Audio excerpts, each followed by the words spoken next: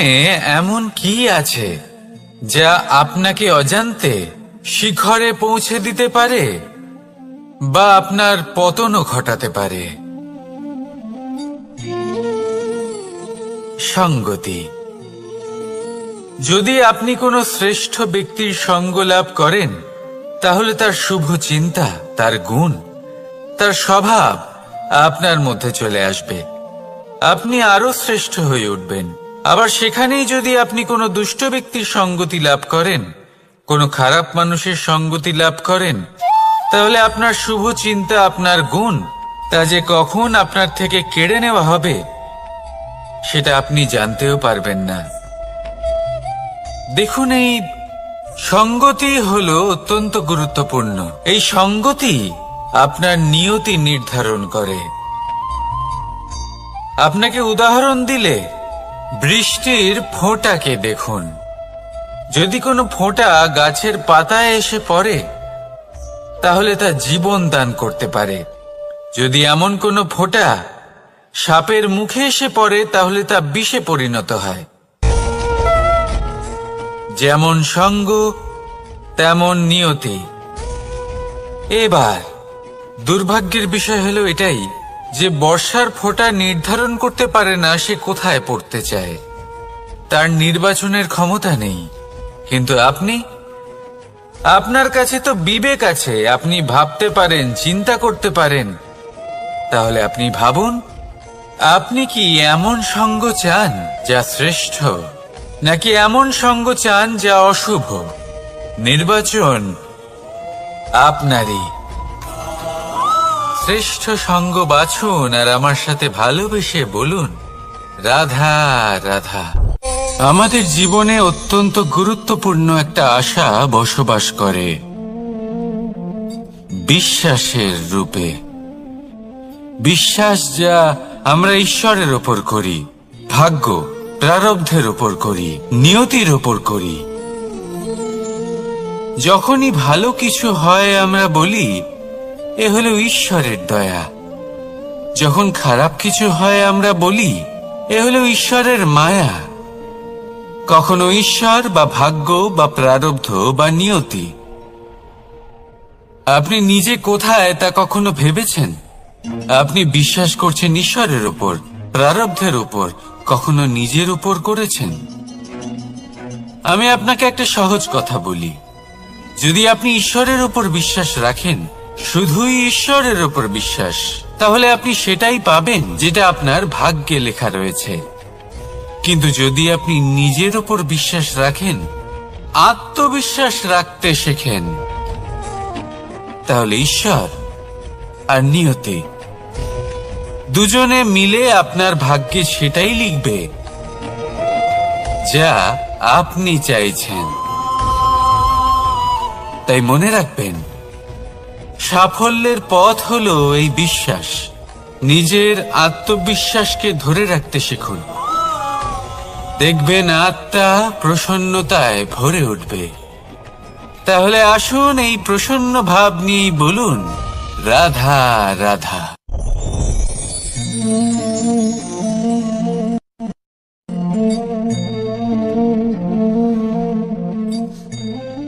মুক্ত। এই মুক্তই সবাইকে মোহিত করে দেয়, নিজের দিকে আকর্ষিত করে। অত্যন্ত সুন্দর, গোল, শুভ্র। মুক্ত দ্বারা নির্মিত আভূষণ, তা হয়তো সে মুকুটই হোক বা কোনো স্ত্রীর অলংকার, তাকে আরো সুন্দর করে তোলে, তাকে আরো সুন্দর দেখতে লাগে। এবার এই মুক্তকে এত সুন্দর দেখার জন্য কত কষ্ট সহ্য করতে হয় তা কি কখনো আপনি ভেবেছেন? এই মুক্ত ঝিনুক থেকে বের করা হয়। ঝিনুক যা কিনা সমুদ্রের তলদেশে থাকে। ওকে কত কষ্ট সহ্য করতে হয়, জলের চাপ সহ্য করতে হয়, সমুদ্রের স্রোত সহ্য করতে হয়।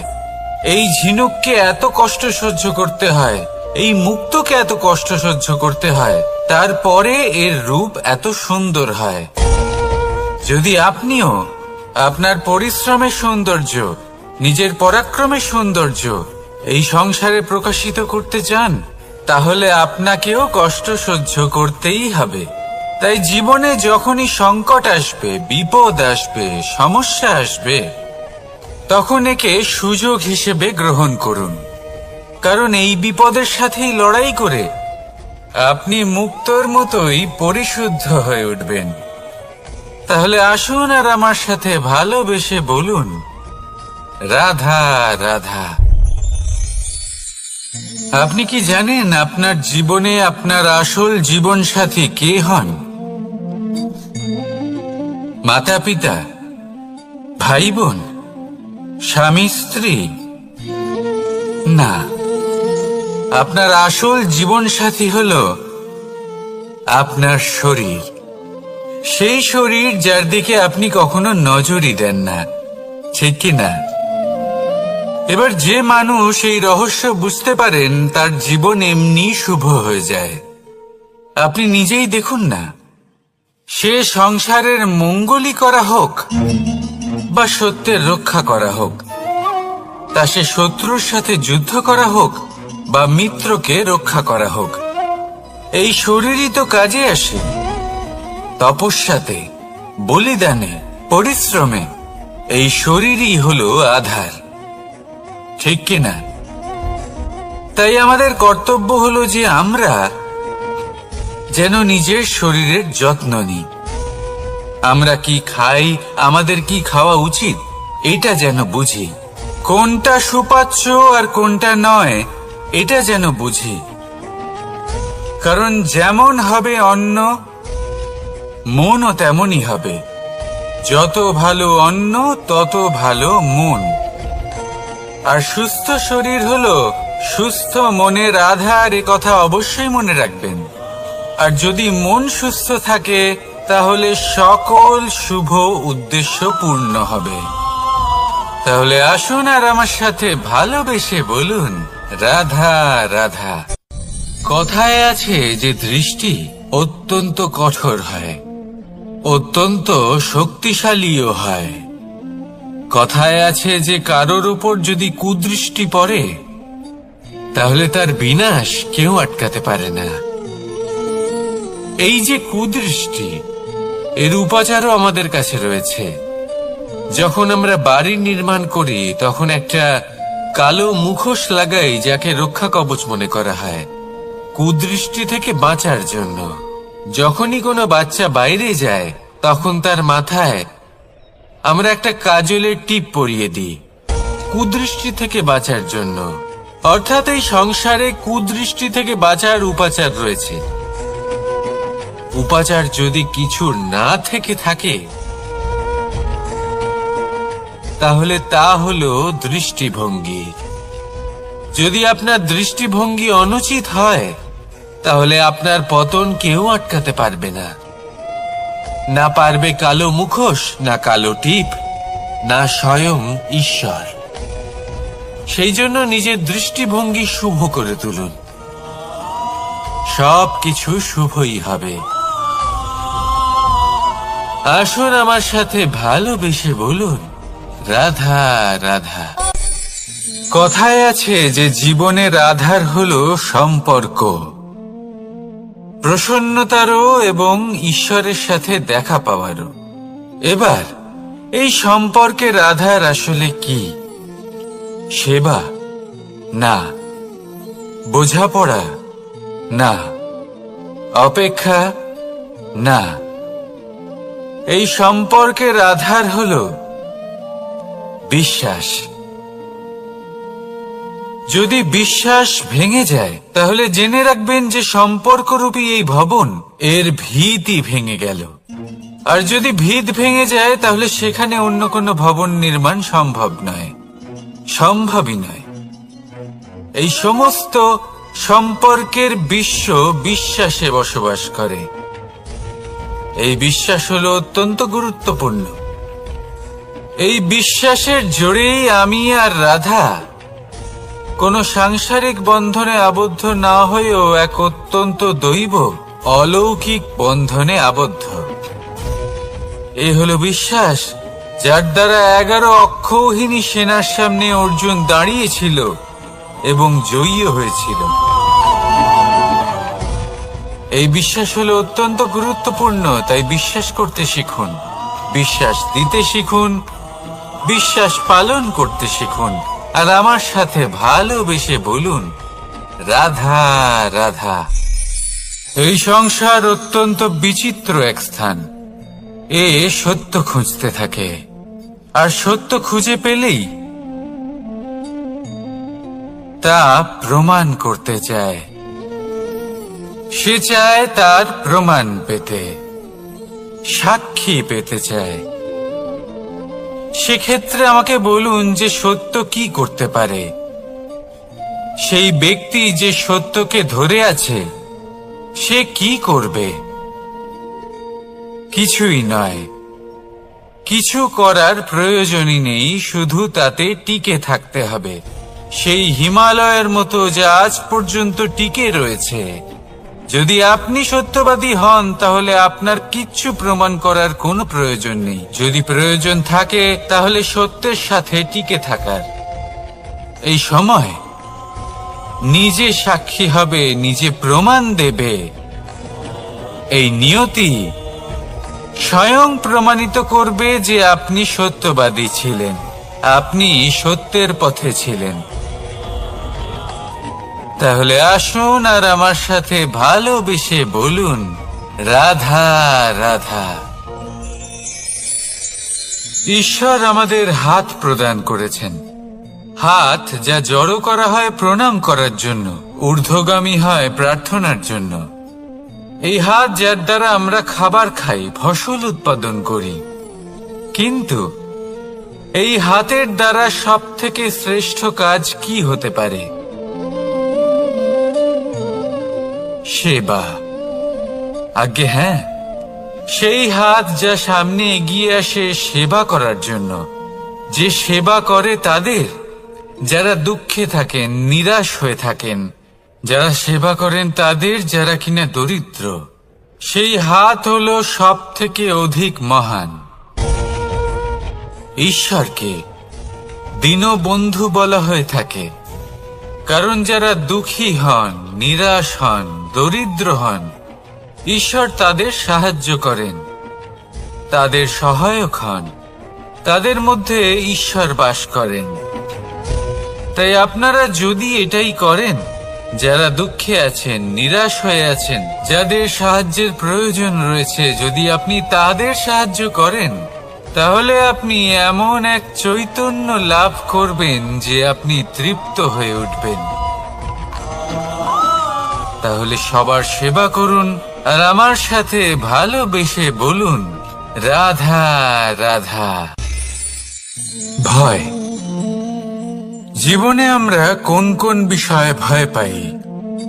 কোনো মানুষকে হারানোর ভয়, কোনো মানুষ, কোনো সম্পর্ককে হারানোর ভয়, অর্থহানির ভয়, সময়হানির ভয়। এবার বিষয়টা হলো, এই ভয় কখনো আমাদের কোনো লাভ করে না। এটা সবসময় আমাদের পিছনে ঠেলে আর নিচু স্তরে নামিয়ে দেয়, কখনোই আমাদের উত্থানের কারণ হয় না। তাই জীবনে যদি কোনো ভয়ের কারণ থাকতেই হয়, তা শুধুই এটা যে মানুষের কথা ভাবতে ভাবতে, সম্পর্কগুলিকে হারানোর ভয়, মানুষকে হারানোর ভয়, সবার মন রাখতে রাখতে আপনি যেন নিজেকে, নিজের ভাবনা চিন্তাকে না হারিয়ে ফেলেন। যদি এরকম হয়, যদি সকলের মন রাখতে রাখতে আপনি নিজেই নিজেকে হারিয়ে ফেলেন, নিজের ভাবনা, নিজের লক্ষ্য, নিজের মন্তব্যকে হারিয়ে ফেলেন, তাহলে সংসারে যতই যাই হয়ে যাক না কেন, প্রসন্নতা লাভ করবেন না। তাই রক্ষা তাকেই করুন যে আপনাকে রক্ষা করে।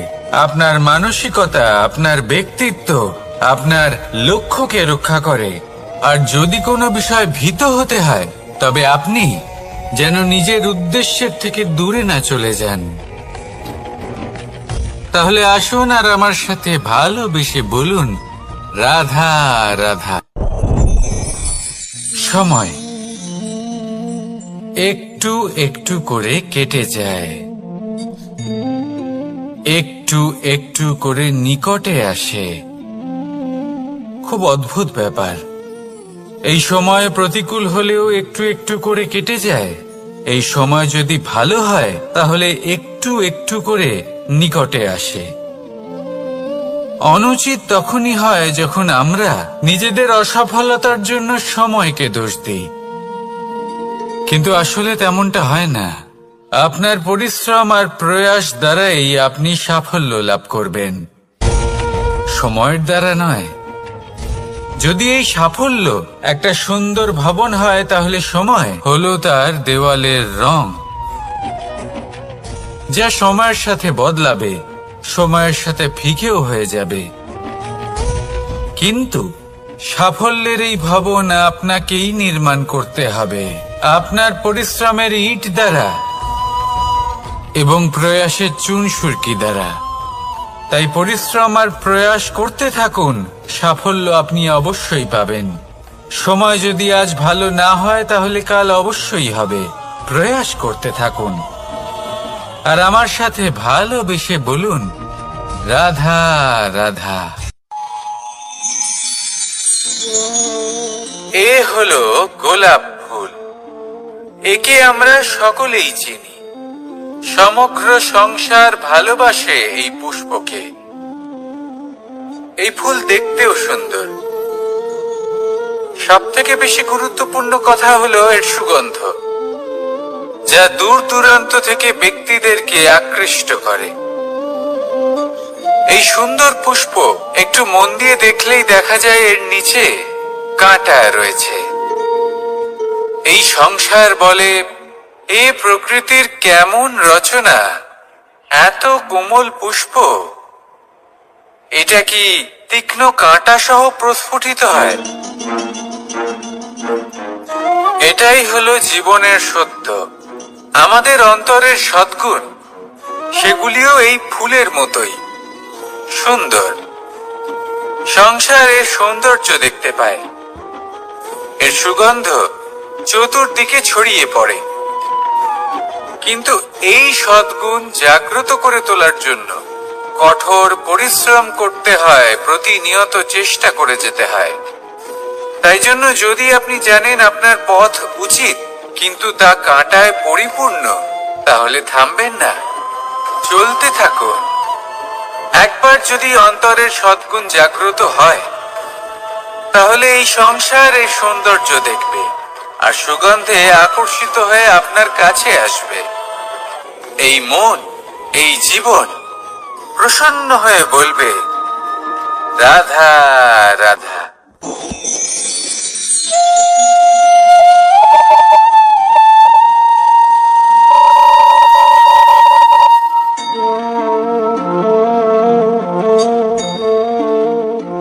মোহনের বাঁশির এই সুর, এই সঙ্গীত কার না পছন্দ হয়, সবারই খুব ভালো লাগে।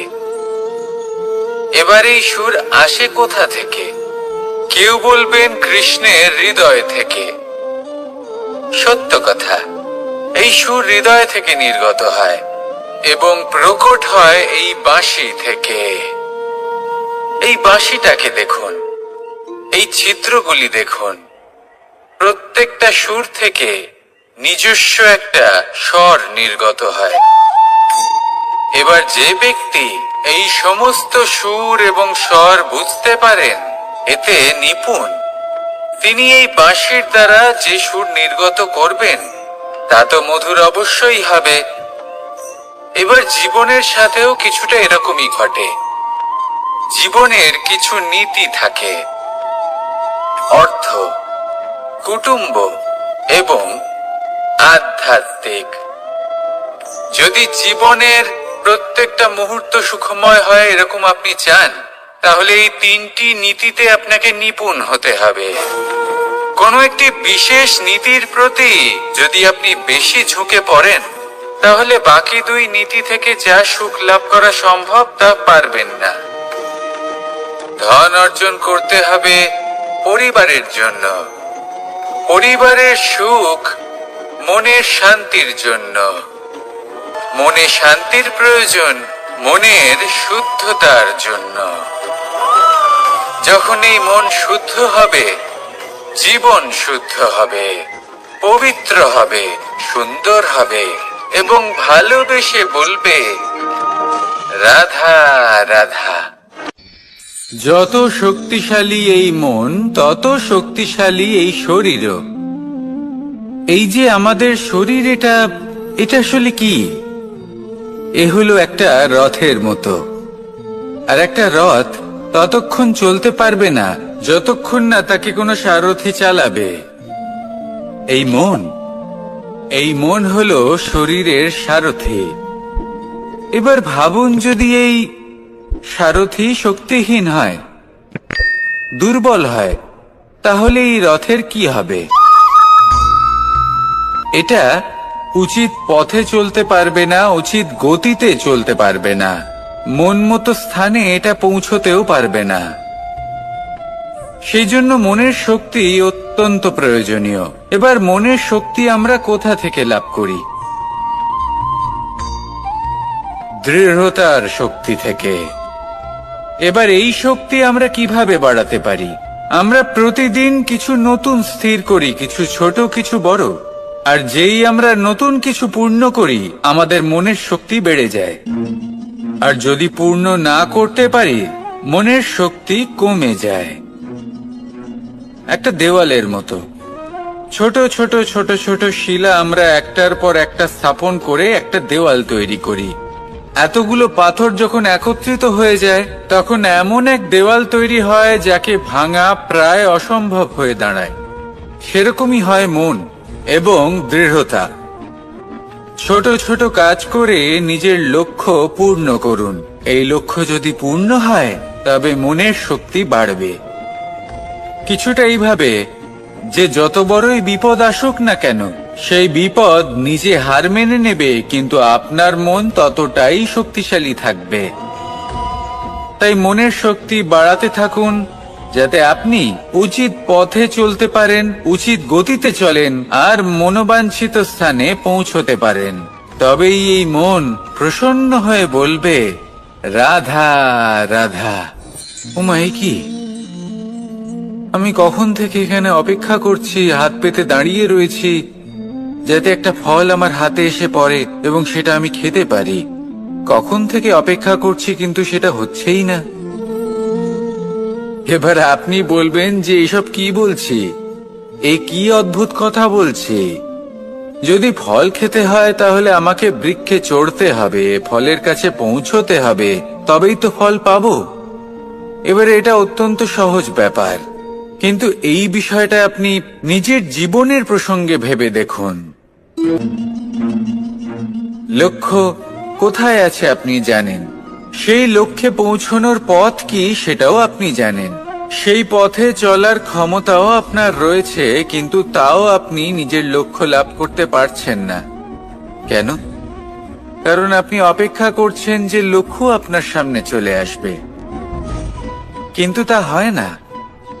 লক্ষ্য সে যাই হোক না কেন, ধন হোক, প্রেম হোক, কোনো সম্মান হোক বা মোক্ষ হোক, যদি আপনি তার দিকে অগ্রসর না হন, তাহলে ফল প্রাপ্তি অসম্ভব ব্যাপার, তা কোনোদিনই হবে না। সেই জন্য আপনার চোখের সামনে আপনি যদি নিজের লক্ষ্য, তাহলে উঠুন এবং সেই দিকে অগ্রসর হতে শুরু করুন।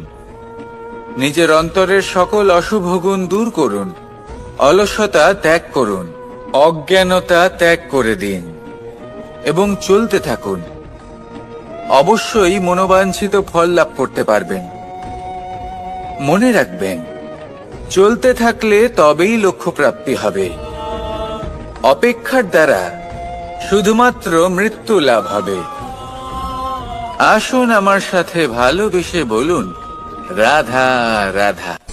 প্রত্যেক প্রাণী ভালোভাবে জীবন যাপন করতে চান, এটা তাদের স্বভাবে আছে এবং ভাবাটা অনুচিত নয়। কিন্তু একটা ভালো জীবনের গুরুত্বপূর্ণ অংশ কোনটা? বসবাসের স্থান। সেই স্থান যেখানে আমরা জীবন অতিবাহিত করি। এবার মানুষ ভাবতে পারেন যে একটা ভালো বাসস্থানের অর্থ কি? সেই স্থান যেখানে সহজে জল পাওয়া যায়, যেখানে শুদ্ধ বায়ু পাওয়া যায়, যেখানে আনাজ উৎপন্ন হয়। এটা জীবনযাপনের জন্য পর্যাপ্ত বটে, কিন্তু ভালো জীবন যাপনের জন্য আরো একটা কথা আপনাকে বুঝতে হবে।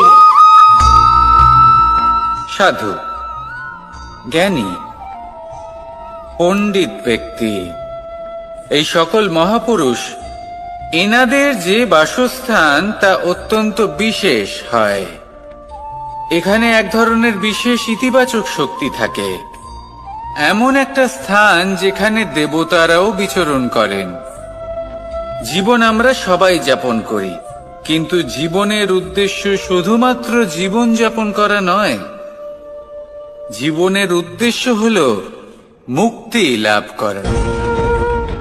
আর এই সকল সাধু, জ্ঞানী, পণ্ডিত ব্যক্তি, এই সকল মহাপুরুষ আপনাকে মুক্তির পথে নিয়ে যেতে পারেন, কারণ এরা হলেন সেই মহাপুরুষ যারা নিজেদের অন্তরের বিকার, অহংকার, ক্রোধ, বিদ্বেষ এই সকল দোষগুলিকে ত্যাগ করেছেন, এদের উপর বিজয় লাভ করেছেন।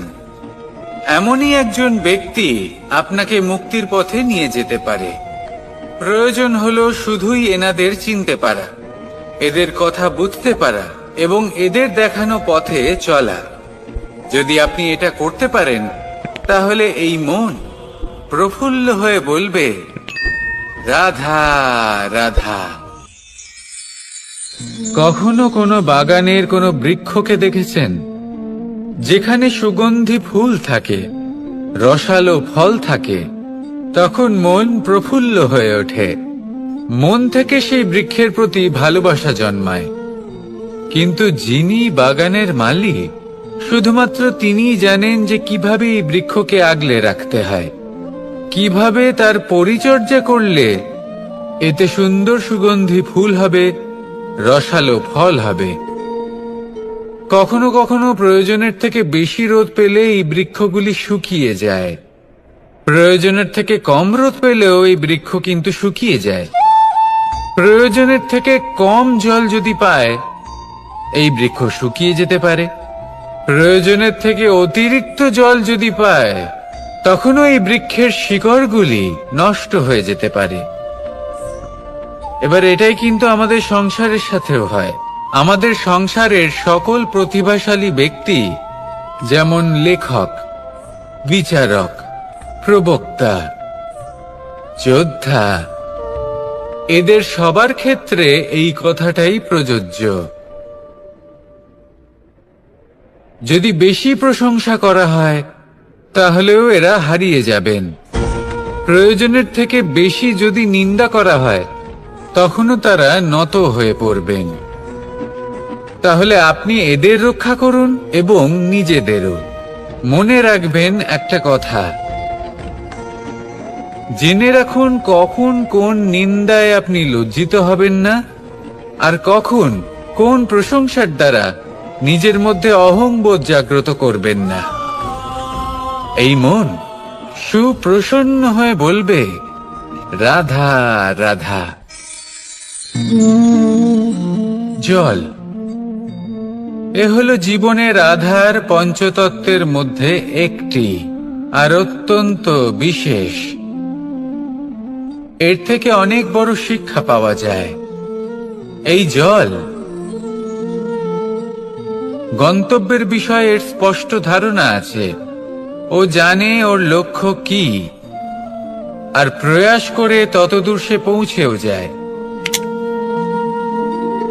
এটি পর্বত থেকে বয়ে নিচে নেমে আসে, নদীর সাথে সমাহিত হয়ে তার সাথে বয়ে চলে, চিরসবুজ বনানী গড়ে তোলে, প্রাণীদের তৃষ্ণা নিবারণ করে, সামনে এগিয়ে চলে, মানুষের সাথে মিলিত হয়।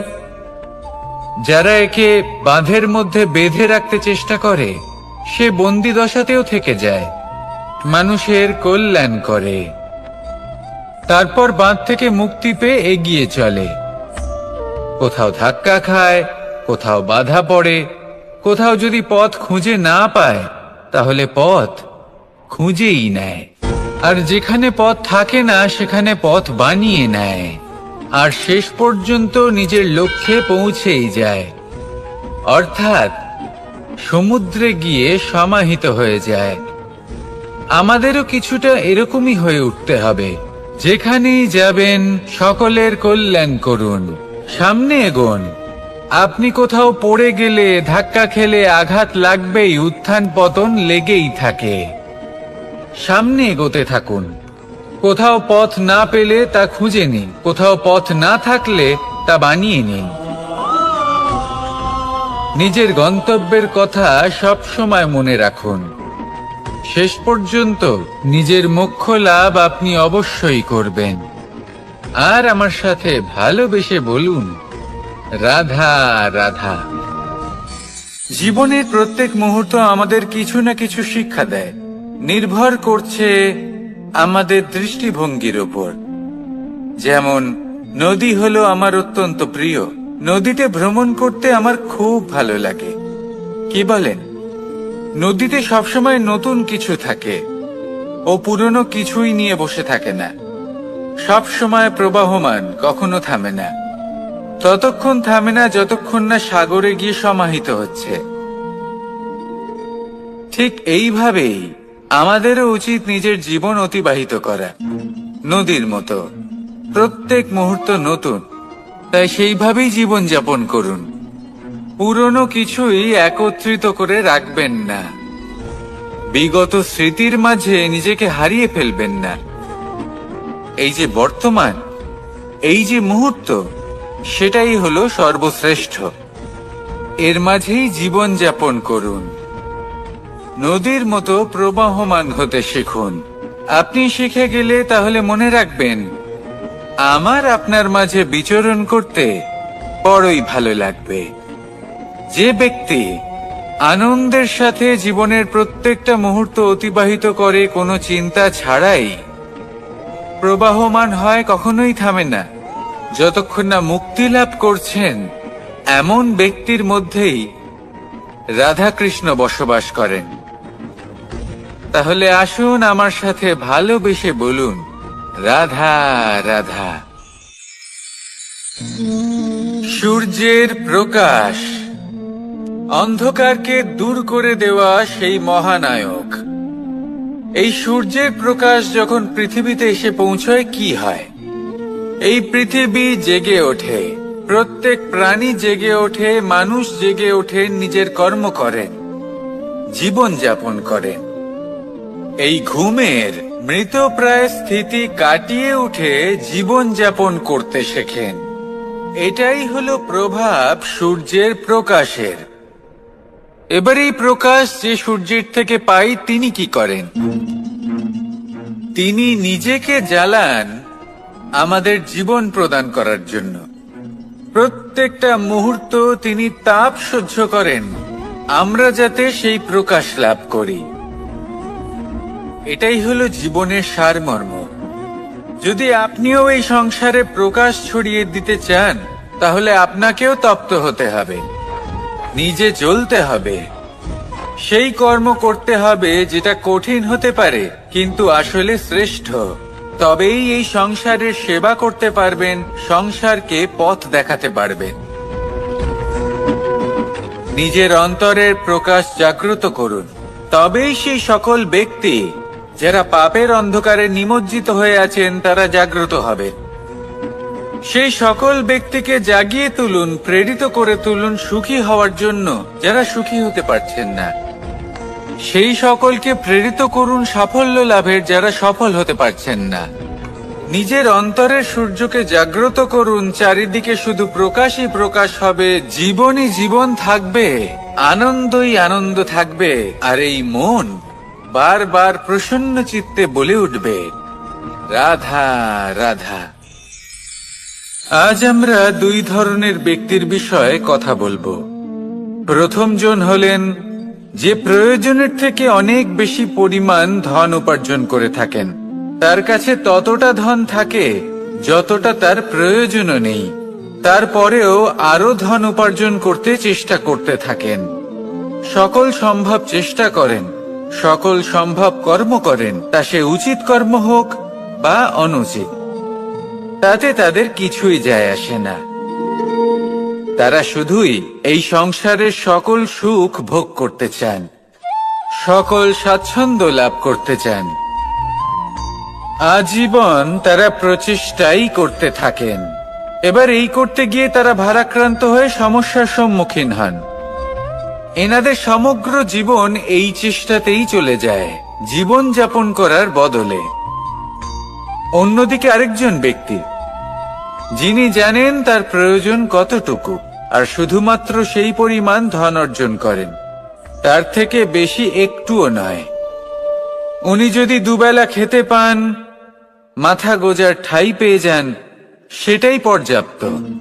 তাতেই তিনি আনন্দে জীবন যাপন করেন, না কোনো বৃথা চিন্তা করেন, না কোনো বৃথা কষ্ট করেন। এবার আমি আপনাদের জিজ্ঞেস করব, এই দুই ব্যক্তির মধ্যে আপনি কোন ব্যক্তি হতে চাইবেন?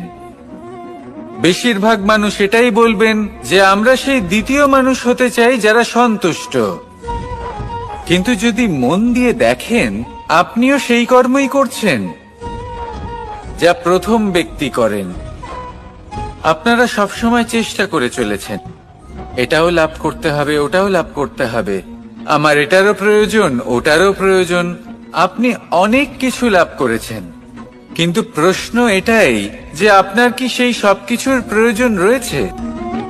এর উত্তর আপনার অন্তর মনে রয়েছে। আপনার মন জানে যে আপনার প্রয়োজন কতটুকু। সেখানে গিয়ে দেখুন। সন্তুষ্টি মানুষকে আনন্দ দেয়। মানুষ যতটা সন্তুষ্ট হবে, ততটাই সে আনন্দ লাভ করবে। এবার আপনাকে এই সিদ্ধান্ত নিতে হবে যে আপনি কখন আর কোথায় সন্তুষ্টি লাভ করবেন, কত কিছু লাভ করার পরে সন্তুষ্ট হবেন। এই উত্তর আপনি মন থেকে পাবেন। এই সমাজের চাহিদায় জড়িয়ে নিজেকে বিভ্রান্ত করবেন না। নিজের অন্তরের এই মিথ্যে অহংবোধকে প্রশ্রয় দিতে গিয়ে যদি আপনি এরকম প্রয়াস করতে থাকেন, তাহলে জীবনযাপন কখন করবেন? থেমে যান, শান্ত হয়ে যান, নিজের অন্তর মনে নিমজ্জিত হয়ে দেখুন যে সন্তুষ্টি কোথায়। এই সন্তুষ্টি লাভ করুন। এই মন প্রসন্ন হয়ে বলবে, রাধা রাধা। ক্ষমা একটা অত্যন্ত সুন্দর শব্দ, আমার খুব প্রিয় শব্দ। কিন্তু এই ক্ষমা কখন আর কিভাবে প্রয়োগ করতে হবে সেটা বোঝা প্রয়োজনীয়। এক, যদি আপনি কোনো অন্যায় করেন আর ক্ষমা না চান, ক্ষমা প্রার্থনা না করেন, ক্ষমা চাওয়া থেকে এড়িয়ে যান, তাহলে তাতে আপনারই ক্ষতি হবে। কিভাবে? ক্ষমা না চাইলে মনের মধ্যে অহংকার জাগ্রত হয়, আর অহংকার তো প্রকৃত অর্থে আমাদের ক্ষতিই করে। দুই, কেউ যদি অপরাধ করেন, আপনার থেকে ক্ষমা না চান, তাহলে তাকে ক্ষমা করবেন না। ক্ষমা হলো অত্যন্ত অমূল্য, আর না চাইতেই কাউকে ক্ষমা দান করা এটা উচিত নয়। তিন, যদি কেউ আপনার সাথে অনুচিত কিছু করেন, অপরাধ করেন, আর আপনার থেকে ক্ষমা চান, তাহলে তাকে ক্ষমা করে দিন। তাতে আপনার অন্তরের করুণাবোধ জাগ্রত হবে, প্রেম জাগ্রত হবে, আর তা আপনার জন্য শুভ হবে। চার, যদি আপনি নিজে কোনো অপরাধ করেন, তাহলে অবশ্যই ক্ষমা চাইবেন। তাতে আপনারই লাভ হবে। কিভাবে? সামনের ব্যক্তি আপনাকে ক্ষমা করুক বা না করুক, আপনার অন্তরের অহংকার ক্ষীণ হবে, আর এই মন আরো নির্মল হয়ে উঠবে। এই ক্ষমা অত্যন্ত অমূল্য, ভেবেচিন্তে একে ব্যবহার করুন, আর আমার সাথে ভালোবেসে বলুন,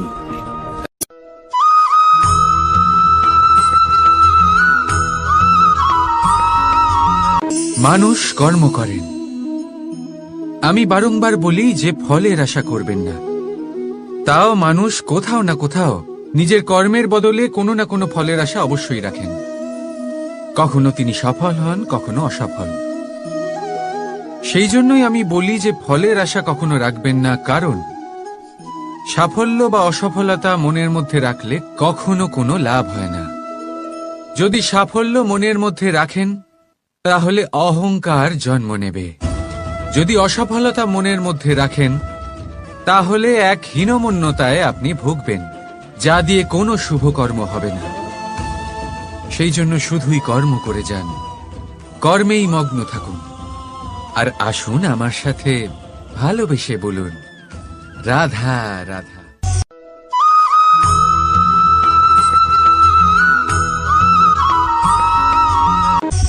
বন্ধু আর শত্রু প্রত্যেকের জীবনের একটা বড় অংশ এর উপরে নির্ভরশীল হয়ে থাকে। আপনার জীবনে সফলতা আর অসফলতাও এর উপরে নির্ভরশীল। কিন্তু এই বন্ধু এবং শত্রুদের খুঁজে পাওয়ার জন্য আপনাদের বাইরে যাওয়ার প্রয়োজন নেই, কারণ এরা স্বয়ং আপনার ভেতরেই আছে। আপনি যদি বিনম্র থাকেন, যদি আপনি নিরন্তর প্রয়াস করতে পারেন, তাহলে আপনার কোনো বন্ধুর প্রয়োজন নেই। যদি আপনার মধ্যে অহংকার থাকে, যদি প্রতি কথায় আপনার মধ্যে ক্রোধ উৎপন্ন হয়, তাহলে আপনার শত্রুর কোনো প্রয়োজনই নেই। নিজের অন্তরের এই বন্ধু ও শত্রুকে চিনুন, আর আমার সাথে ভালোবেসে বলুন, রাধা রাধা।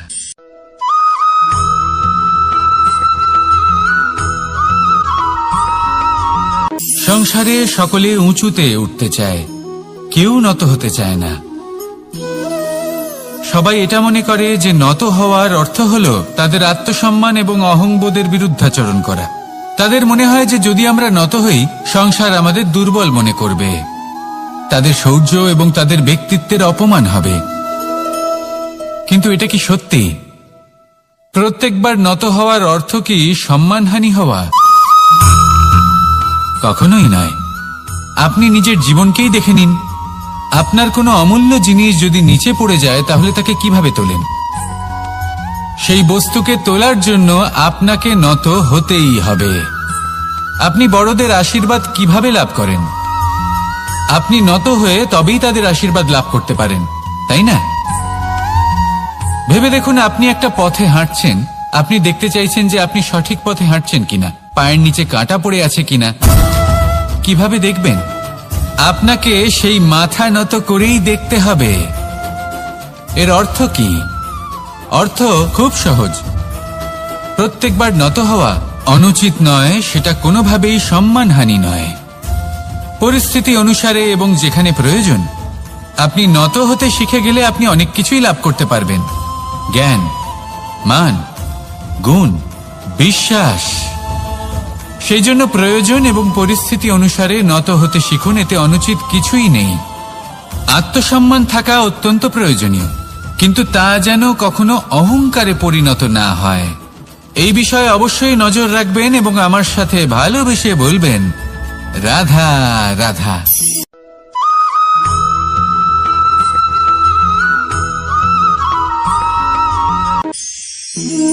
একে চিনতে পারলেন?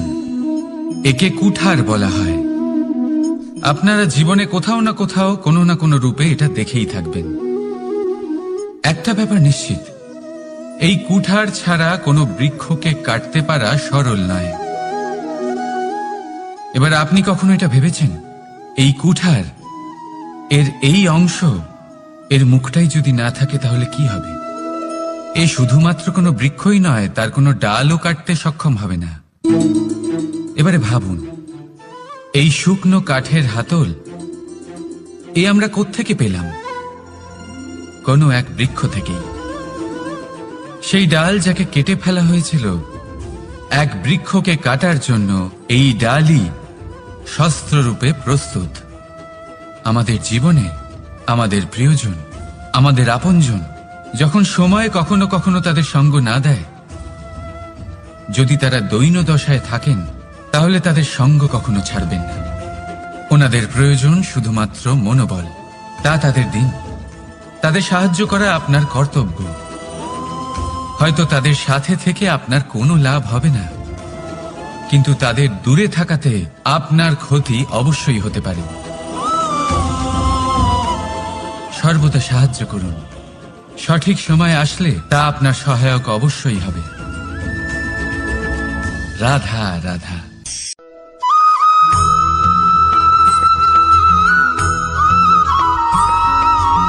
যোগাসন। এই আগুনের জন্য যে শক্তির প্রয়োজন হয় তা আসে এই তেল থেকে। যদি এই তেল সমাপ্ত হয়ে যায় তাহলে এই প্রকাশ তাও সমাপ্ত হয়ে যায়। আর আমাদের জীবনে এই তেল হলো আমাদের কর্ম, আর এই আগুন আর এর দ্বারা উৎপন্ন হওয়া প্রকাশ আমাদের ভাগ্য। যত আমাদের কর্ম ক্ষীণ হতে থাকবে, আমাদের ভাগ্য সৌভাগ্য কোথাও না কোথাও লুপ্ত হয়ে যাবে। যে উজ্জ্বল ভবিষ্যৎ আমরা চাইছি তা কখনো লাভ করতে পারবো না যদি কর্ম না করি। ঠিক যেমন তেল ছাড়া অগ্নি উৎপন্ন হয় না, তেমনি কর্ম ছাড়া সৌভাগ্য হয় না। আর যেমন কর্ম তেমন ভাগ্য। তাই সবসময় কর্ম করতে থাকুন, কর্ম করা থামাবেন না। আর আমার সাথে ভালোবেসে বলুন রাধা রাধা।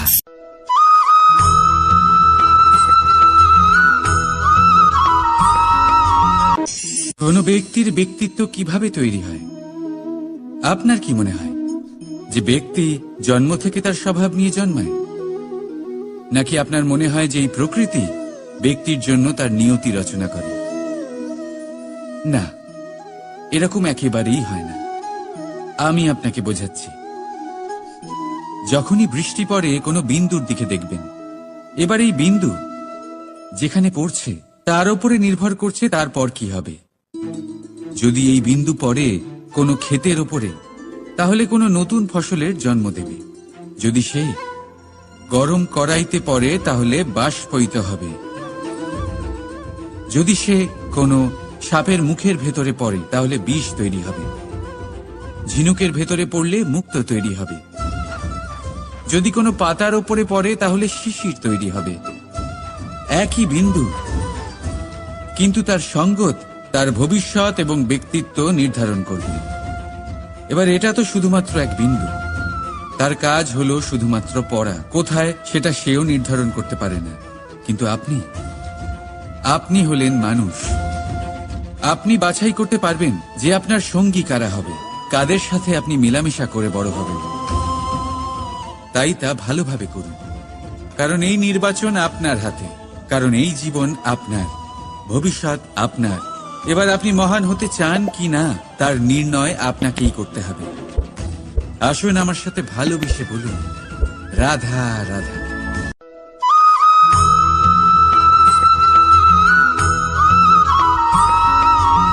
ভয়ের সাথে আমরা সবাই পরিচিত, কষ্টও আমরা সবাই পেয়েছি।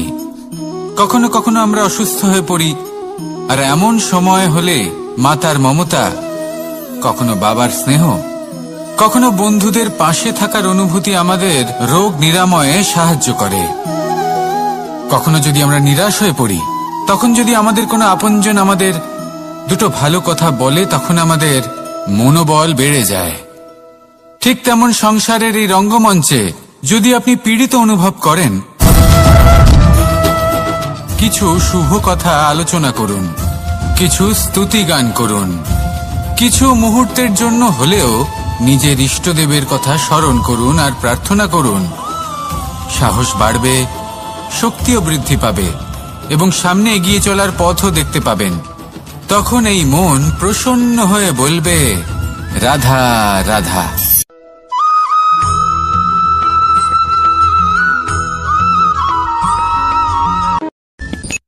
সূর্যের তাপ এতটাই প্রখর হয় তা সমস্ত বনস্পতিকে শুষ্ক করে দেয়। পুকুর হোক, নদী হোক, সরোবর হোক, সমস্ত শুষ্ক হয়ে যায়। কিন্তু আপনি কখনো শুনেছেন সূর্যের তাপে সমুদ্র শুকিয়ে গেছে? এমন কখনোই হয় না। আর এর পেছনেই লুকিয়ে রয়েছে এক অমূল্য জীবনের শিক্ষা। সমুদ্রের মতো নিজেকে ধৈর্যশীল করে তুললে, নিজেকে সংযমী করে তুললে, সূর্যের তাপ আপনার কোনো ক্ষতি করতে পারবে না।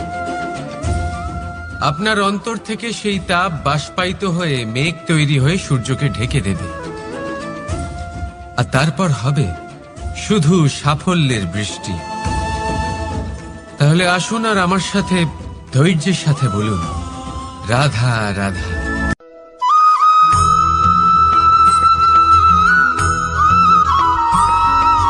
মানুষের জীবনে দুই ধরনের আবেগ থাকে যা চিরকাল তার সাথে বসবাস করে। প্রথম, স্বপ্ন। দ্বিতীয়, অজুহাত। মানুষ হাজার হাজার স্বপ্ন দেখতে পারে। আমাকে এই কাজ করতে হবে, আমাকে ওখানে ঘুরতে যেতে হবে, আমার জীবনে এই অসম্ভব কাজ বাস্তবায়িত করে দেখাতে হবে, আদি ইত্যাদি। এবার ঠিক যেমন স্বপ্ন দেখেন সেইভাবে অজুহাতও খুঁজে নিয়ে আসেন। আমি এই স্বপ্ন পূরণ করতে পারলাম না, কারণ আমাকে কেউ সাহায্যই করল না, কারণ আমি দুর্বল হয়ে পড়েছিলাম, কারণ আমার কাছে সময়ই ছিল না, আদি ইত্যাদি। এবার সাফল্য এবং অসফলতার মাঝখানে এই ধরনের সংঘর্ষ হতে থাকে। সাফল্য তখন লাভ করা সম্ভব যখন আপনার স্বপ্ন আপনার অজুহাতের থেকে অনেক বড় হয়, আর অসফলতা তখন পাবেন যখন আপনার অজুহাত আপনার স্বপ্নের থেকে অনেক বড় হয়। আপনি যদি সাফল্য লাভ করতে চান তাহলে চেষ্টা করতে থাকুন, পরিশ্রম করুন। যদি অসফল হন তাহলে ভয়ভীত হওয়ার কোনো প্রয়োজন নেই। নিজের ভুল বুঝুন, তাকে শুধরে নিন, আবার চেষ্টা করুন। কিন্তু যদি নিজের জীবনে অজুহাত নিয়ে আসেন তখন স্বপ্ন কখনো পূরণ হবে না। আসুন আমার সাথে ভালোবেসে বলুন, রাধা রাধা।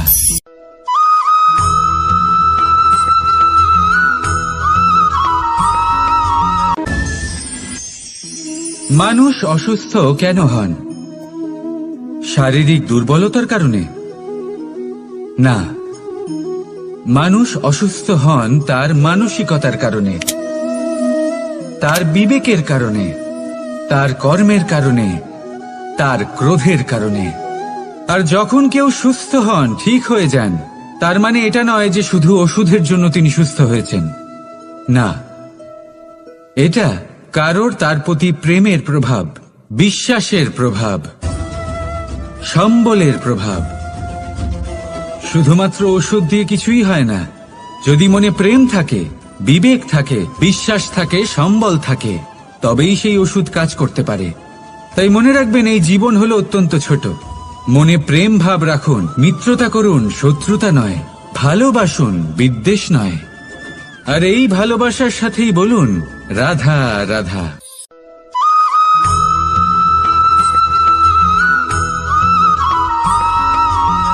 জীবন কিসের উপর নির্ভরশীল? ধনের ওপর, বৈভবের ওপর, নিঃশ্বাসের ওপর? না, এই জীবন নির্ভরশীল বিশ্বাসের ওপর।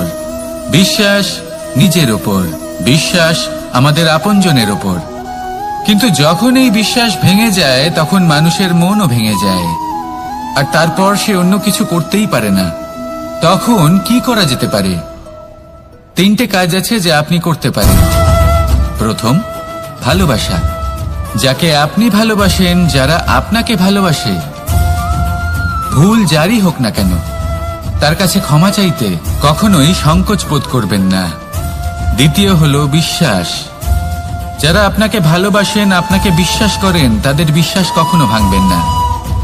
তৃতীয় হলো আশা। যারা আপনাকে ভালোবাসেন, আপনাকে বিশ্বাস করেন, তাদের আশা আপনার সাথে জড়িত। তাদের থেকে কখনো কিচ্ছু লুকোবেন না। এই 3টে কাজ করুন আর এই জীবন সুপ্রসন্ন হয়ে বলবে, রাধা রাধা।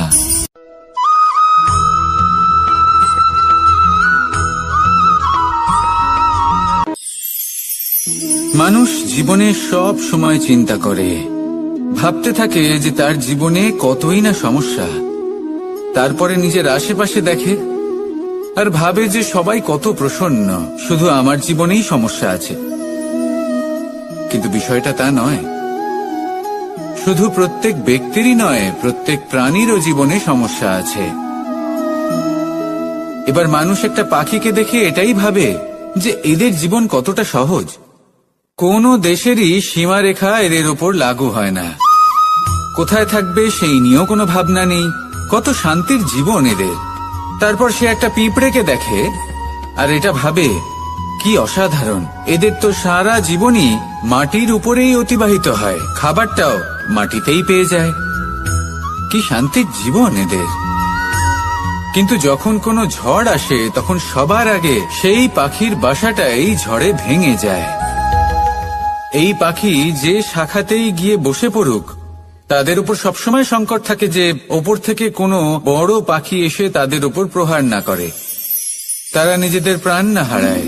আর যদি কথা বলি পিঁপড়েকে নিয়ে, এদের উপর সবসময় সংকট থাকে যে কোনোভাবে বাতাস বা জল এদের ভাসিয়ে না নিয়ে যায়, কোনো প্রাণী ওকে পা দিয়ে পিষে না দেয়, এই পিঁপড়ে পিষ্ট হয়ে না মারা যায়। দেখুন, সমস্যা প্রত্যেকের জীবনে রয়েছে আর এই সমস্যা আসতেই থাকবে। এর অর্থ এটা নয় যে এই সমস্যার সম্মুখীনই হওয়া যায় না, এর সমাধানও সম্ভব নয়। প্রত্যেক সমস্যার সমাধান অবশ্যই আছে, শুধু শান্ত মনে সেটা খুঁজে বের করতে হবে। তাহলে সেটাই করুন, প্রত্যেক সমস্যার সমাধান করতে থাকুন। যত সমাধান করবেন জীবন আনন্দময় হয়ে উঠবে। যদি সমাধান না করেন তাহলে আজীবন দুঃখই পেতে থাকবেন। আসুন আমার সাথে ভালোবেসে বলুন, রাধা রাধা।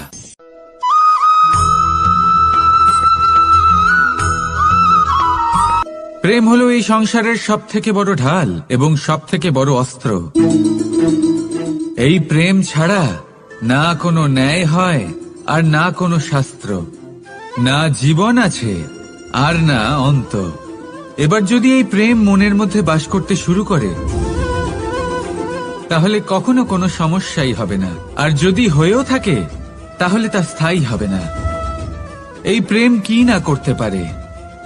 এই প্রেম সমস্ত সমস্যা মিটিয়ে ফেলতে পারে, আপনার মনের মধ্যে অহংকারকেও বিনাশ করে দিতে পারে, আপনাকে সাক্ষাৎ ঈশ্বরের সাথে দেখা করাতে পারে। তাই প্রেমের দ্বারা প্রয়াস করতে থাকুন।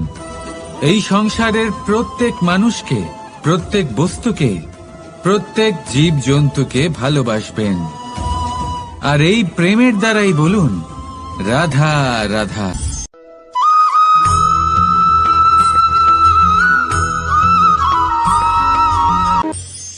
মানুষ এক অত্যন্ত বিচিত্র প্রাণী।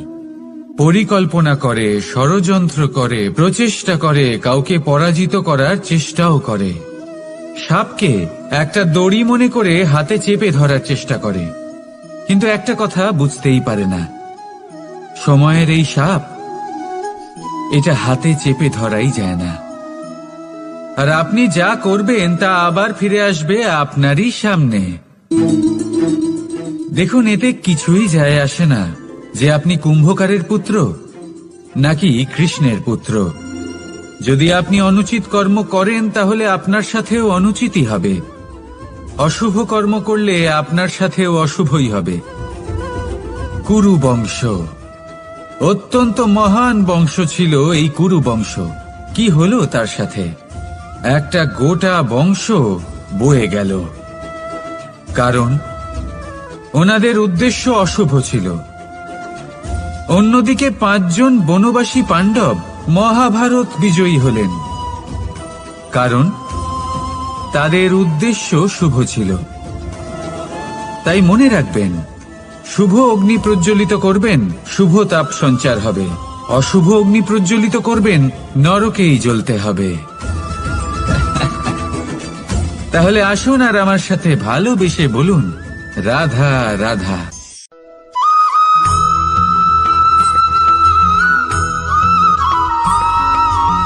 প্রেম এই সংসারে এসেছিল এই সংসারকে প্রেমের শিক্ষা দেওয়ার জন্য, এই জীবনের সুখের অনুভূতি আসলে কি তা শেখানোর জন্য। কিন্তু যদি সত্যি কথা বলি তো আমি নিজেই প্রতিদিন প্রেমের নতুন নতুন স্বরূপ দেখতে পাই। প্রেমের একটা নতুন অনুভূতি প্রত্যেক নতুন দিনে। আর তার কারণ হলো এই প্রেম অনন্ত, এ হলো দৈব। প্রেম হলো এই সংসারের সবথেকে বড় ঢাল এবং সবথেকে বড় অস্ত্র। এই প্রেম ছাড়া না কোনো ন্যায় হয় আর না কোনো শাস্ত্র, না জীবন আছে আর না অন্ত। এবার যদি এই প্রেম মনের মধ্যে বাস করতে শুরু করে, তাহলে কখনো কোনো সমস্যাই হবে না। আর যদি হয়েও থাকে, তাহলে তা স্থায়ী হবে না। এই প্রেম কি না করতে পারে? এই প্রেম সমস্ত সমস্যা মিটিয়ে ফেলতে পারে। আপনার মনের মধ্যে অহংকারকেও বিনাশ করে দিতে পারে। আপনাকে সাক্ষাৎ ঈশ্বরের সাথে দেখা করাতে পারে। তাই প্রেমের দ্বারা প্রয়াস করতে থাকুন। এই সংসারের প্রত্যেক মানুষকে, প্রত্যেক বস্তুকে, প্রত্যেক জীব জন্তুকে ভালোবাসবেন। আর এই প্রেমের দ্বারাই বলুন, রাধা রাধা।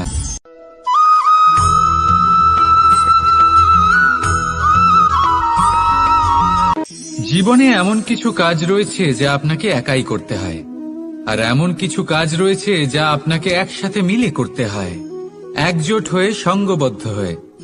এবার সঙ্গবদ্ধ বলতে কি বোঝাতে চাইছি? আমি তাদের কথা বলছি না যারা বাস্তবিকভাবে একে অপরের সাথে কাজ করেন।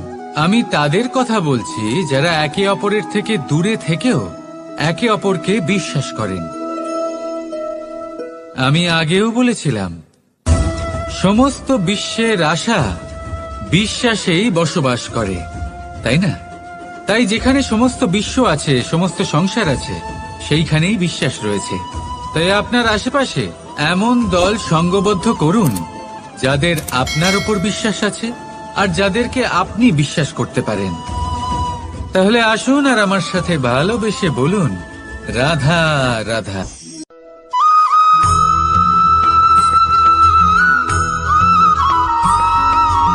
আমরা যে মানুষকে চাই, যাকে আমরা ভালোবাসি, তাকে একটা উপহার অবশ্যই দিতে চাই। এমন এক উপহার যা ওনার ভালো লাগবে, যা শ্রেষ্ঠ হবে, অতি প্রিয় হবে, বহুমূল্য হবে, বা বলতে পারেন মূল্যবান হবে। তাই আমরা কি করি? আমরা বাজারে যাই, তার জন্য স্বর্ণ, আভূষণ, হিরে, মুক্তো এইসব নিয়ে আসি।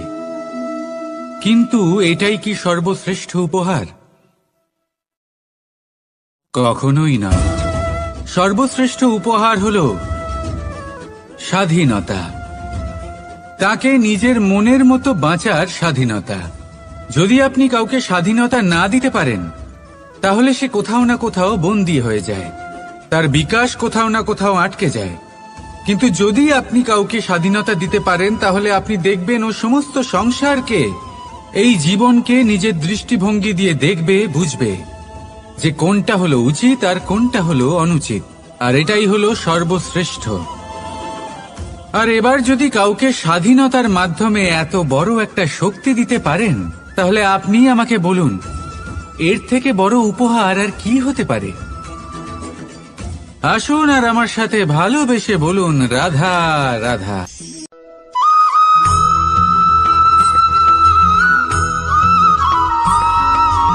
পিতা আর পুত্রের সম্পর্ক অত্যন্ত মধুর হয়ে থাকে। পিতা স্বপ্ন দেখেন, তাকে পূর্ণ করার সকল সম্ভাব্য চেষ্টা করেন, কিন্তু তাও অনেক সময় ওনার স্বপ্ন অপূর্ণ থেকে যায়।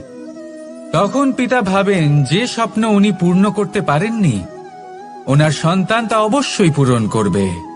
যে স্থানে উনি কখনো পৌঁছতে পারেননি, সেই স্থানে ওনার পুত্র অবশ্যই পৌঁছবে। পিতা নিজের সন্তানের ভবিষ্যৎ নিয়ে সেই স্বপ্ন দেখেন, আর যখন সেই সন্তান সামনে এগোতে থাকে, তখন তার দুঃখ হয় না, বরং গর্ব হয়। ওনার ভালো লাগে এটা দেখে যে ওনার সন্তান অনেক উন্নতি করছে। কিন্তু যখন সন্তান নিজের অভিভাবকের শক্তি দেখে, তার যশ দেখে হিংসা করতে থাকে, সমস্যা সেইখানেই শুরু হয়। সেই জন্য সকল সন্তানকে এটা মনে রাখতে হবে, দেখুন, পুত্র হবার সুবাদে এক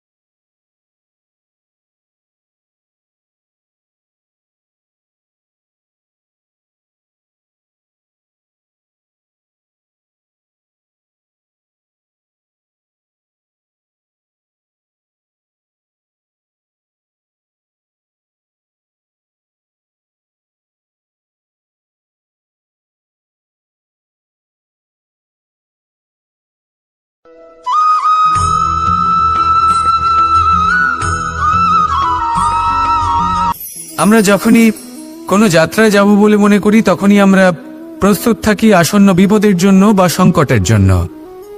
যেমন যদি আমাদের মনে হয় যে আজকের পরিবেশ খুব ঠান্ডা হবে, তাহলে আমরা গরম বস্ত্র ধারণ করি বা সেটাকে সাথে নিয়ে যাই। যদি মনে হয় যে বৃষ্টি হতে পারে বা বৃষ্টি হয়ে চলেছে আমরা দেখছি, তাহলে আমরা একটা ছাতা সাথে নিয়ে নিই। আমরা প্রস্তুত থাকতে চাই এবং এটাই উচিত, এবং সেই কারণেই আমরা যাত্রায় সাফল্য লাভ করি। কিন্তু যদি আমরা কথা বলি জীবনযাত্রা নিয়ে, যা কিনা সব থেকে বেশি গুরুত্বপূর্ণ, তাহলে তার জন্য আমরা পূর্ণরূপে প্রস্তুত থাকি না। আশেপাশের মানুষ, এই সমাজ, আমাদের সাথী, আমাদের মিত্ররা যে কোনো মুহূর্তে বদলে যেতে পারেন। সেই জন্য আমরা নিজেদেরকে কখনো সাবধান করি না, কখনোই নিজেদের প্রস্তুত করি না। আমাদের এটা কখনোই মনে হয় না যে এরকম হতে পারে, আর সেই কারণেই শেষে গিয়ে আমরা অত্যন্ত দুঃখ পাই। একটা অমূল্য শিক্ষা আছে যেটা আমাদের লাভ করা উচিত। সতর্ক থাকা উচিত। এই জীবনযাত্রার জন্য শুধুমাত্র এই পরিবেশের বিষয়ে তথ্য সংগ্রহ করা বা তাকে অনুমান করা এটুকু হলেই চলবে না। আমাদের আশেপাশের মানুষজনকে দেখতে হবে, তাদের স্বভাব পরিস্থিতির ওপর নজর রাখতে হবে। যখন তারা রং পাল্টাচ্ছেন নজর রাখতে হবে, তা অত্যন্ত আবশ্যক। পরিবর্তন আপনার জীবনে অবশ্যম্ভাবী। সঠিকভাবে তার সম্মুখীন হন। আসুন আমার সাথে ভালোবেসে বলুন, রাধা রাধা।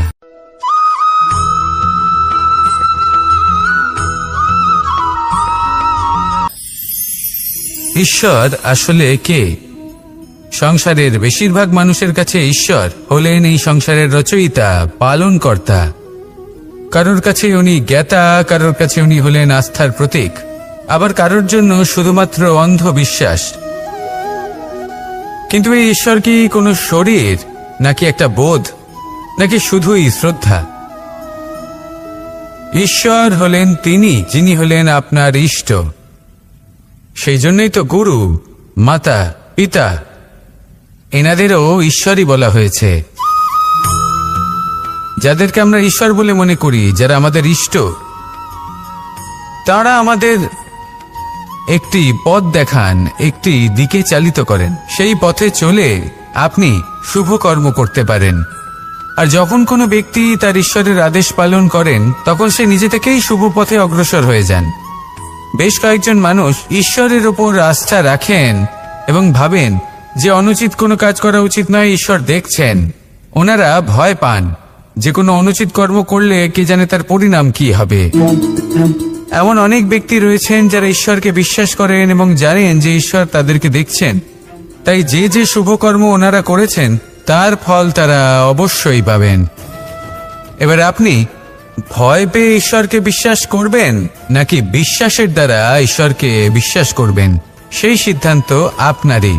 কিন্তু হ্যাঁ, যদি আপনার মনে ঈশ্বরের জন্য কোনো স্থান থাকে, যদি আপনার কোনো ইষ্ট থাকেন, যদি আপনি কাউকে ঈশ্বর মনে করেন, যার প্রত্যেক আদেশ আপনি পালন করে থাকেন, তাহলে বলি ঈশ্বর কখনো আপনাকে অনুচিত পথে চালিত করবেন না।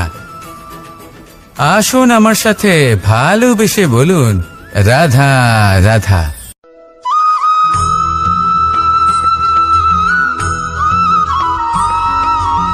আমি রথে যাত্রা করি। বারবার থেমে আপনাকে দেখতে হবে, নিজেকে কিছু প্রশ্ন করতে হবে। আমি কি আজ সেই কর্মই করছি যেটা আমি করতে চেয়েছিলাম? আমি কি আজ সেই জীবন যাপন করছি যেমন আমি যাপন করতে চেয়েছিলাম? যদি এই প্রশ্নগুলোর উত্তর হ্যাঁ হয়, তাহলে এগোতে থাকুন, নয়তো থেমে যান এবং বিচরণ করুন। মনে রাখবেন, এই সংসার অত্যন্ত জটিল, আর এতে হারিয়ে যাওয়া অত্যন্ত সরল। সেই জন্য নিজে থেকে বারবার থামা এবং জীবন চিন্তন করা অত্যন্ত আবশ্যক। তাহলে সেটাই করুন, আর আমার সাথে ভালোবেসে বলুন, রাধা রাধা।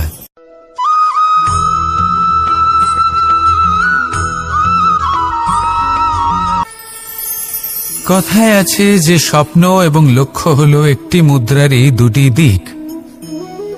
যতক্ষণ না স্বপ্ন দেখছেন, ততক্ষণ বুঝবেন কি করে আপনার লক্ষ্য কি? স্বপ্ন দেখে যদি নিজের লক্ষ্য বুঝতে পারেন, সেটা পেতে চান, তবেই সেটা লাভ করতে পারবেন।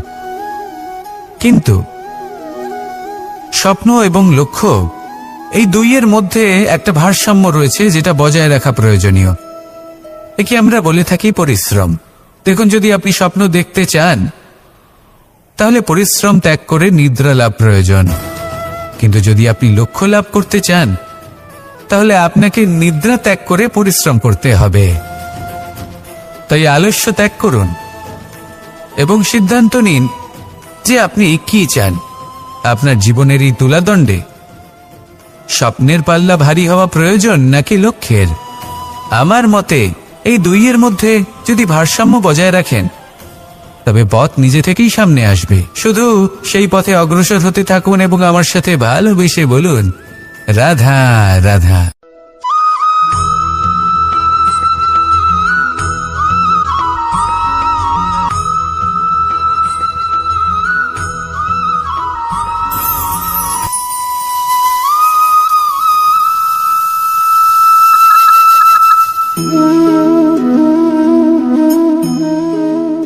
মোহনের বাঁশির এই সুর, এই সঙ্গীত কার না পছন্দ হয়?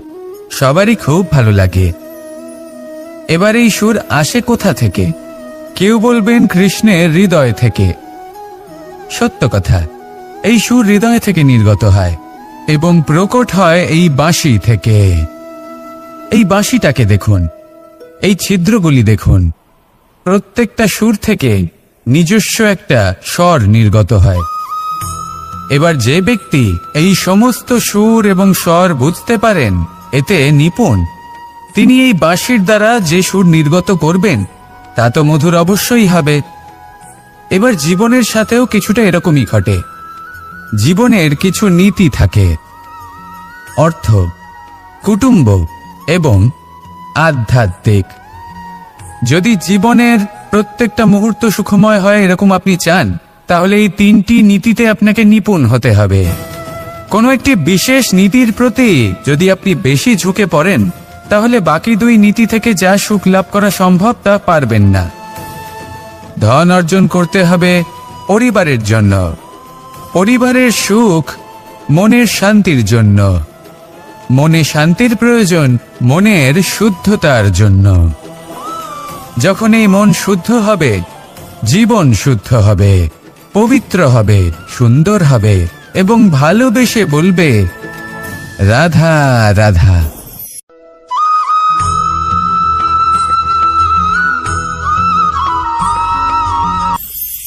আপনারা সবাই একটা গাছের পাতাকে দেখুন। যতক্ষণ পর্যন্ত ও গাছের সাথে, মানে গাছের ডালের সাথে জুড়ে থাকে, সে সবুজ থাকে, বাতাসের সাথে সে নড়তে থাকে। যতক্ষণ পর্যন্ত ও সূর্য থেকে পাওয়া রশ্মির শক্তি গাছে পৌঁছে দেয়, ততক্ষণ ও ডালের সাথে যুক্ত থাকে। কিন্তু যখন সেই পাতা শুকিয়ে যায়, তখন তার কোনো গুরুত্ব থাকে না। সেই পাতা গাছের ডালে এবং বৃক্ষের কাছে বোঝা হয়ে থেকে যায়। এবং এমন এক সময় আসে যখন সেই ডালটি শুকনো সেই পাতাকে পরিত্যাগ করে। এটাই আমরা এই প্রকৃতিতে দেখি এবং এটাই হলো সত্য। আর এটাই আমাদের জীবনে খুব বড় একটা শিক্ষা।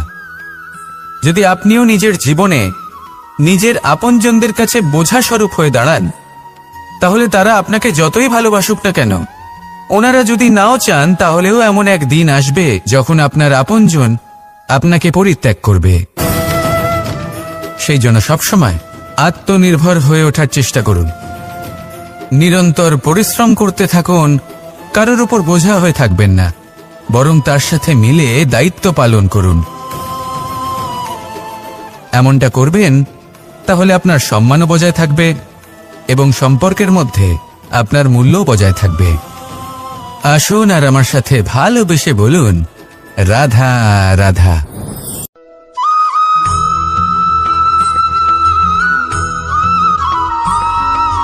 এই শুকনো পাতাটিকে দেখুন, নিষ্প্রাণ হয়ে পড়েছে। কোনো একটা সময় এই পাতাটি একটা গাছের ডালে ছিল। সেই গাছ ওর লালন পালন করত। যখন যখন বাতাস বইত, এই পাতায় কম্পন দেখা দিত, মনকে প্রফুল্ল করে তুলত। কোনো একদিন এই পাতা গাছের ডাল থেকে ঝরে পড়ে গেল। নিঃসন্দেহে ও নিজের স্বাধীনতা পেল, কিন্তু আস্তে আস্তে শুকিয়ে গেল, নিষ্প্রাণ হয়ে গেল। দেখুন, আমি এই কথা বলছি না যে স্বাধীনতা অনুচিত, কখনোই না। কিন্তু যে কোনো পরিস্থিতিতে স্বাধীন হতে চাওয়া এটা নিশ্চিতরূপে অনুচিত। আমরা যদি আমাদের জীবনে পরিবারের গুরুত্ব ভেবে দেখি, তাহলে এই পরিবারে যতই মতভেদ থাকুক না কেন, যতই মনোমালিন্য থাকুক না কেন, যতই বিবাদ থাকুক না কেন, এই সব মিটিয়ে নেওয়া অত্যন্ত প্রয়োজনীয়। সেই সবকিছু সমাপ্ত করা অত্যন্ত প্রয়োজনীয়। কখনো এই পরিবারকে ভাঙতে দেবেন না, কখনো এই পরিবার থেকে দূরে চলে যাবেন না। এই পরিবার হলো আমাদের জীবনের একটা অমূল্য সম্পদ, অমূল্য এক আশ্রয়, যা এই সংসারে হয়তো কোথাও আপনি পাবেন না। তাই একে আগলে রাখুন। ভেবে নিন আপনি পাতা আর আপনার পরিবার সেই গাছ। আসুন আমার সাথে ভালোবেসে বলুন, রাধা রাধা।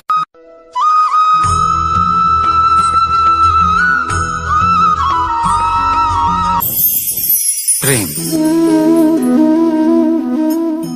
আড়াই অক্ষর, মাত্র আড়াই অক্ষরের এই শব্দ প্রেম, এর মধ্যে ত্রিলোকের এবং সমগ্র ব্রহ্মাণ্ডের বীজ নিহিত আছে। এমন কি আছে যা এই প্রেম করতে পারে না? যেখানে শক্তি এবং বিদ্যা প্রয়োগ করে আপনি কিছুই করতে পারবেন না, সেটাও প্রেম দ্বারা অর্জন করা সম্ভব। প্রেম চাইলে পাথরেও ফুল ফোটাতে পারে। প্রেম চাইলে ন্যাড়া পাহাড়ের বুক চিরে নদীপথ তৈরি করতে পারে। চাইলে নিরক্ষর ব্যক্তিকে সংসারের শ্রেষ্ঠ জ্ঞানী করে তুলতে পারে। শুধুমাত্র এই প্রেমের জন্য সবার দুষ্ট কানাই ঘনশ্যাম হয়ে উঠেছিল। শুধুমাত্র এই প্রেমের টানেই ত্রিলোকের স্বামী দ্বারকাধীশ নির্ধন সুদামার পদসেবাও করেছিলেন। এই প্রেম হলো সংসারের সবথেকে বড় শক্তি। এই সংসারের আধার হলো প্রেম। এমন কিচ্ছু নেই যা এই প্রেমের পক্ষে সম্ভব নয়। যেখানে বিদ্যা এবং শক্তি সাহায্য করতে পারে না, সেখানে এই প্রেম আপনাকে জয়ী করে দিতে পারে। তাহলে আসুন আর আমার সাথে ভালোবেসে বলুন, রাধা রাধা।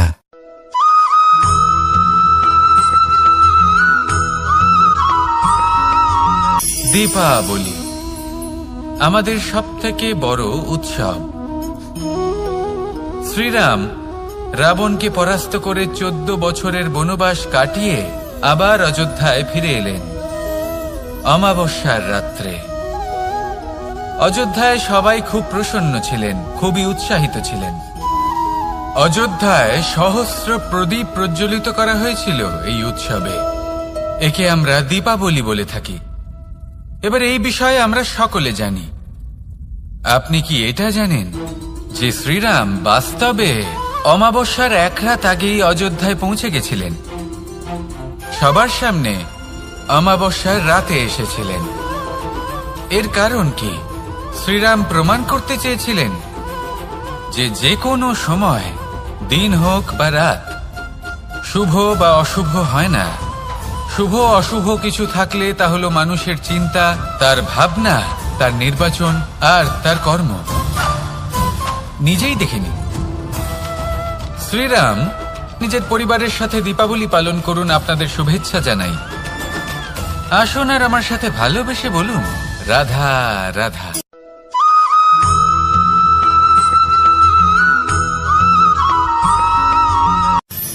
মানুষের এই জীবন, মানুষ জন্ম নেয়, একটা নির্দিষ্ট সময়ের পরে এই সংসার ত্যাগ করে চলেও যায়। এবার শুধু এটাই আবশ্যক নয় যে এই জীবনকালকে আপনি যাপন করবেন, শুধু এটাই গুরুত্বপূর্ণ নয়। আবশ্যক এবং গুরুত্বপূর্ণ হলো এটা যে এই জীবনকালে আপনি এমন কিছু করেন যাতে এই সংসারের মঙ্গল হয়, যাতে এই সংসার আপনাকে মনে রাখে, আপনার থেকে প্রেরিত হয়, আপনার মতো হতে চায়। প্রত্যেক বছর আপনার জন্মতিথির অপেক্ষা করে, এমনভাবে আপনার জন্মদিন পালন করে যাতে সেটা মহোৎসবের আকার ধারণ করে। এবার এই জন্মদিন এমনি এমনি মহোৎসবে পরিণত হয় না। তখন হয় না যখন কোনো ব্যক্তি রাজার রূপে বা কোনো গোয়ালার রূপে জন্মগ্রহণ করে। তখন পরিণত হয় যখন একজন মানুষ জন্মগ্রহণের পরে এই সংসারকে কোনো শিক্ষা দিয়ে যান। কিভাবে একজন মানুষ গোয়ালা থেকে রাজা হতে পারে, কিভাবে একজন মানুষ অসত্য থেকে সত্যের পথে চলতে শুরু করেন, অধর্ম থেকে ধর্মের পথে চালিত হতে পারেন, কিভাবে অন্ধকার থেকে প্রকাশের দিকে যেতে পারেন, কিভাবে নিজের আত্মাকে পরমাত্মার সাথে মিলিত করতে পারেন। তা সে রামনবমী হোক বা জন্মাষ্টমী হোক, তাদের জীবনের সাথে জড়িত প্রত্যেক মুহূর্ত একটা পরবের আকার ধারণ করে। তাহলে আপনিও এইভাবে নিজের জীবন যাপন করতে থাকুন।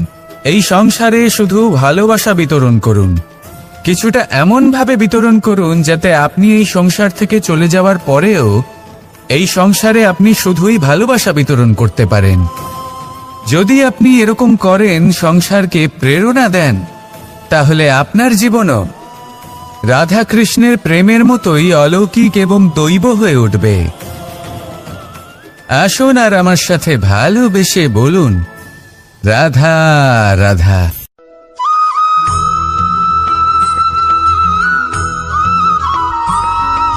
ভোজন। এই সংসারে যেই হোক না কেন, কোনো মানুষ হোক, কোনো প্রাণী হোক, কোনো কীট হোক বা কোনো বনস্পতি হোক, প্রত্যেকের জন্য ভোজন অতি আবশ্যক। কারণ ভোজন থেকেই শক্তি পাওয়া যায়, আর সেই শক্তি দিয়েই সংসারের, আমাদের জীবনের সমস্ত কার্য করা যায়।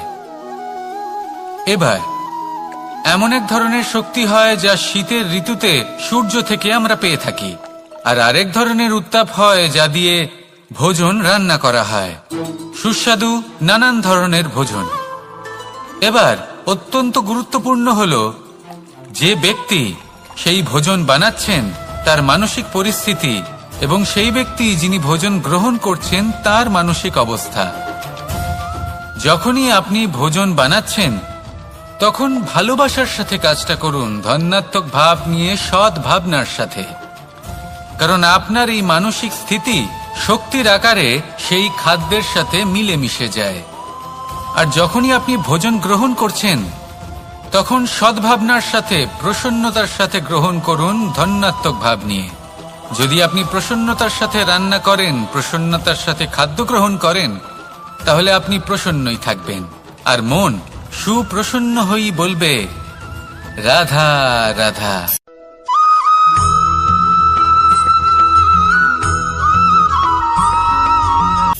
কথায় আছে সংসারে নাকি সকল রোগের ওষুধ আছে। যদি আপনি নিজের শরীরকে ভালোবাসেন তাহলে ব্যায়াম করুন, যদি নিজের নিঃশ্বাস প্রশ্বাসকে ভালোবাসেন তাহলে প্রাণায়াম করুন, যদি আপনি নিজের আত্মাকে ভালোবাসেন তাহলে ধ্যান করুন। কিন্তু যদি আপনি নিজের জীবনকে, পরমাত্মাকে ভালোবাসেন তাহলে সকলকে ভালোবাসতে থাকুন। এই ভালোবাসা অত্যন্ত গুরুত্বপূর্ণ এবং আবশ্যক। ভালোবাসার থেকে ভালো না কোনো ওষুধ আছে, না আছে কোনো আসন। এর থেকে ভালো না কোনো ব্যায়াম আছে, আর না কোনো প্রাণায়াম। এই ভালোবাসা বড় বড় সমস্যারও সমাধান করতে পারে। ভালোবাসা বড় বড় বিপদকে আপনার থেকে দূর করতে পারে। এই ভালোবাসাই আপনাকে জীবনে বাঁচতে শেখায়, কারণ ভালোবাসাই হলো জীবনের আসল সত্য। তাহলে আসুন আর আমার সাথে ভালোবেসে বলুন, রাধা রাধা।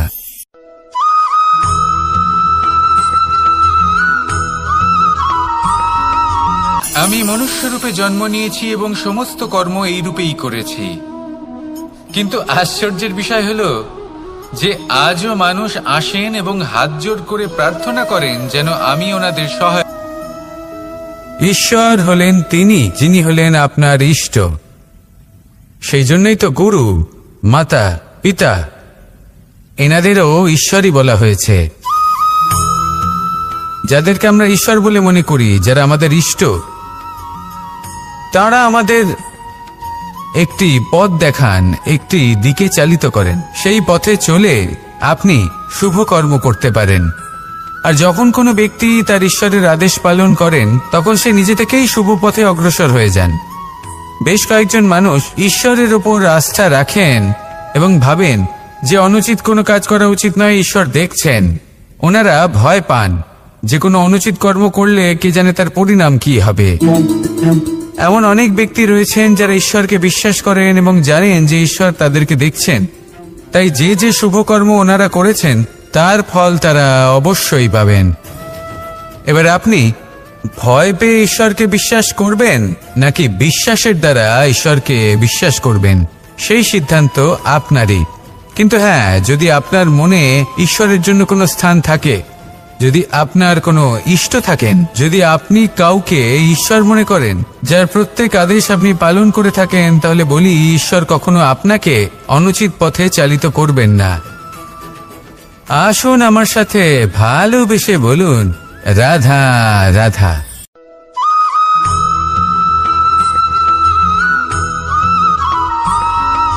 মানুষ যখন এই সংসারে প্রবেশ করে, অর্থাৎ জন্মগ্রহণ করে, তখন নিশ্চিন্তে থাকে, আনন্দে থাকে। কিন্তু যেই মাত্র তার মধ্যে বোধশক্তি আসে, তখন সে চিন্তা করতে শুরু করে। চিন্তা ভবিষ্যতের, সেই সমস্ত বিষয় নিয়ে চিন্তা করে যা ওর হাতে নেই। তারপর বড় হয়, বিবাহ সম্পন্ন হয়, গৃহস্থ জীবন যাপন করে, তারপর আবার চিন্তায় মগ্ন হয়ে যায়। ভাবে, এই যে আমার পরিবার, আমি কি ঠিকমতো তার খেয়াল রাখতে পারছি?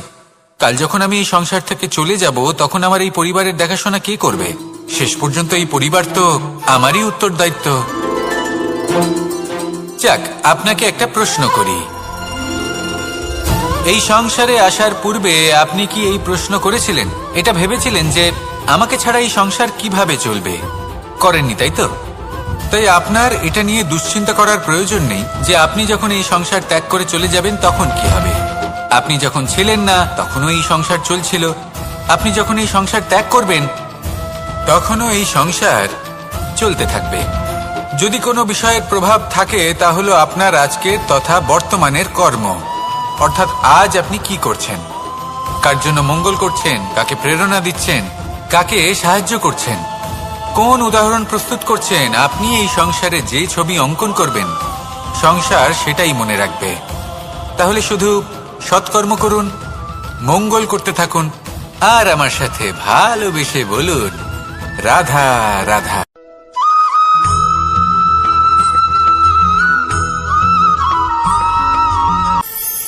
কথায় আছে যে স্বপ্ন এবং লক্ষ্য হলো একটি মুদ্রারই দুটি দিক। যতক্ষণ না স্বপ্ন দেখছেন, ততক্ষণ বুঝবেন কি করে আপনার লক্ষ্য কি? স্বপ্ন দেখে যদি নিজের লক্ষ্য বুঝতে পারেন, সেটা পেতে চান, তবেই সেটা লাভ করতে পারবেন। কিন্তু স্বপ্ন এবং লক্ষ্য, এই দুইয়ের মধ্যে একটা ভারসাম্য রয়েছে, যেটা বজায় রাখা প্রয়োজনীয়। একে আমরা বলে থাকি পরিশ্রম। দেখুন, যদি আপনি স্বপ্ন দেখতে চান, তাহলে পরিশ্রম ত্যাগ করে নিদ্রা লাভ প্রয়োজন। কিন্তু যদি আপনি লক্ষ্য লাভ করতে চান, তাহলে আপনাকে নিদ্রা ত্যাগ করে পরিশ্রম করতে হবে। তাই আলস্য ত্যাগ করুন এবং সিদ্ধান্ত নিন যে আপনি কি চান। আপনার জীবনের এই তুলাদণ্ডে স্বপ্নের পাল্লা ভারী হওয়া প্রয়োজন নাকি লক্ষ্যের? আমার মতে এই দুইয়ের মধ্যে যদি ভারসাম্য বজায় রাখেন, তবে পথ নিজে থেকেই সামনে আসবে। শুধু সেই পথে অগ্রসর হতে